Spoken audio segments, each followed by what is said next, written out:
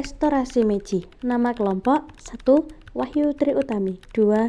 Jian Sri Rahayu 3. Nesya Nur Aini 4. Lutfi Nur Hayati. Kronik. Pada tahun 1603, Tokugawa Ieyasu mendirikan shogun Jepang memasuki zaman Edo. Pada tahun 1639, politik isolasi atau sakuku dimulai. Pada tahun 1853, kedatangan Komodo Padi atau AS. Pada tahun 1854,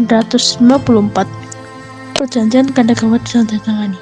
Pada tahun 1867, Tokugawa Yoshinobu mundurkan diri. Pada tahun 1868, restorasi Meiji dimulai atau kekuasaan kembali ke kaisar. Pada tahun 1871, sistem Han dihapus, diganti prefektur. Pada tahun 1872, sistem pendidikan dan kereta api pertama. Pada tahun 1873, wajib militer dan reformasi pajak tanah.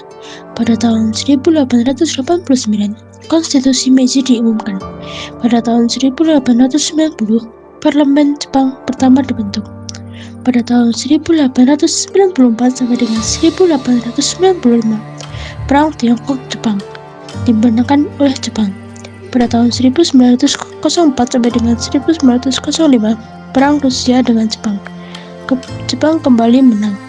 Pada tahun 1912, Kaisar Meiji wafat dan berakhirnya era Meiji. Kronik. Tokugawa Ieyasu mendirikan shogun Jepang memasuki zaman Edo. Zaman Edo adalah masa pemerintahan koshogunaan Tokugawa di Jepang dari tahun 1603 hingga 1868 yang ditandai dengan stabilitas politik, sistem feodal, dan kebijakan isolasi shokaku dari dunia luar. Pemerintahan dipimpin oleh shogun, sementara kaisar hanya sebagai simbol. Masa ini berakhir saat dimulainya restorasi Meiji. Pada masa awal restorasi Meiji, tepatnya setelah tahun 1868, kekuasaan politik yang sebelumnya dipegang oleh shogun Tokugawa dipulihkan kepada Kaisar Meiji.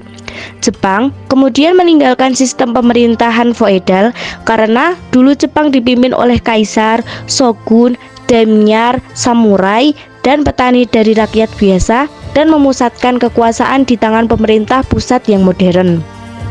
Sistem Han, daerah kekuasaan daimyo, dihapuskan pada 1871 dan diganti dengan sistem prefektur yang langsung dikelola oleh pemerintahan pusat.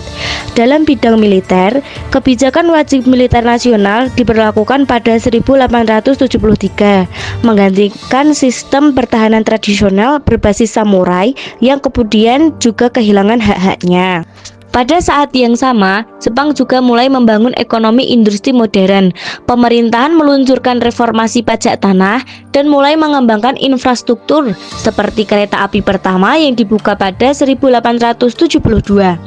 Di bidang pendidikan diterapkan sistem wajib belajar dan didirikan sekolah bergaya barat yang mengajarkan ilmu pengetahuan dan teknologi modern. Hal ini menjadi pondasi penting bagi lahirnya generasi intelektual Jepang yang siap membawa negaranya setara dengan kekuatan dunia. Bidang politik, Jepang menyusun konstitusi Meiji pada 1889 yang menetapkan bentuk-bentuk negara monarki konstitusional serta membentuk parlemen diet pertama pada 1890. Meskipun kekuasaan tertinggi masih berada di tangan kaisar, langkah ini menunjukkan pergeseran menuju sistem pemerintahan yang telah representatif. Semua perubahan ini tidak berlangsung sendiri-sendiri, melainkan berjalan bersamaan dan saling mempengaruhi satu sama lain.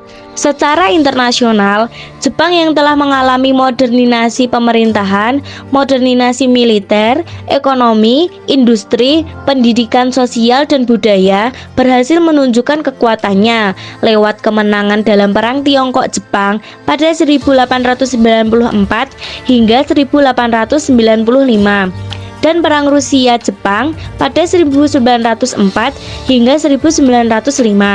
Kemenangan ini menunjukkan bahwa Jepang telah bangkit menjadi kekuatan militer dan politik yang disegani dunia dan menjadi satu-satunya negara Asia yang berhasil menandingi negara barat saat itu. Dalam bidang pemerintahan, sistem feodal dihapus oleh shogun, daimyo, dan samurai, kehilangan kekuasaan politik. Kekuasaan dipusatkan langsung ke Kaisar Meiji. Jepang membuat konstitusi dan membentuk parlemen modern.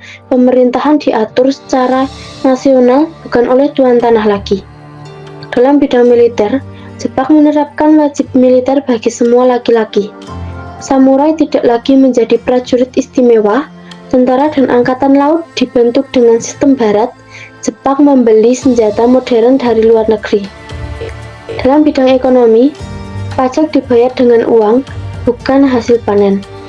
Jepang mendirikan bank dan mencetak uang yen. Perdagangan luar negeri dibuka seluas-luasnya dan pemerintahan Jepang membangun jalan, pelabuhan, dan rel kereta api. Dalam bidang sosial, semua warga menjadi setara di depan hukum. Sekolah dasar menjadi wajib untuk semua anak. Rakyat pindah ke kota untuk bekerja di industri, dan perempuan mulai mendapatkan akses pendidikan. Bidang budaya masyarakat memakai pakaian ala barat, makanan dan gaya hidup modern mulai dikenal. Kalender dan jam disesuaikan dengan sistem internasional dan rasa cinta bangsa mulai tumbuh kuat. Di bidang industri, Jepang membangun banyak pabrik seperti tekstil dan baja. Rel kereta api dan mesin-mesin modern mulai digunakan. Teknologi dari barat diimpor ke Jepang dan banyak pabrik dijual ke pengusaha swasta Jepang.